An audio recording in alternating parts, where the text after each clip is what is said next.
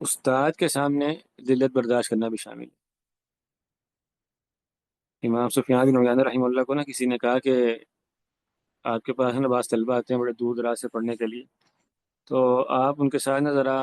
مجاملت کا معاملہ کیا کریں، تھوڑا کچھ انہیں جو ہے نا وہ برداشت کر لیا کریں، ان کی تعلیم میں اتنی سختی نہ دکھایا کریں، اس طرح کی کوئی بات ان کو کی، ورنہ کیا ہوگا کہ وہ آپ کو چھوڑ کے چلے جائیں گے طلبہ۔ امام صاحب نے کہا ہم حمقا اذا مثل،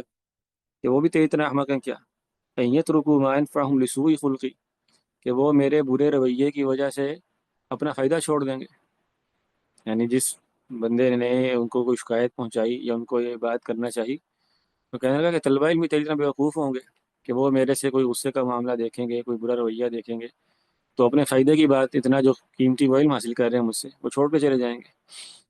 تو مراد یہ نہیں ہے کہ اساتذہ جو ہیں انہیں برے اخلاق والا ہونا چاہیے، یا ان کے لیے کوئی اس میں گنجائش ہے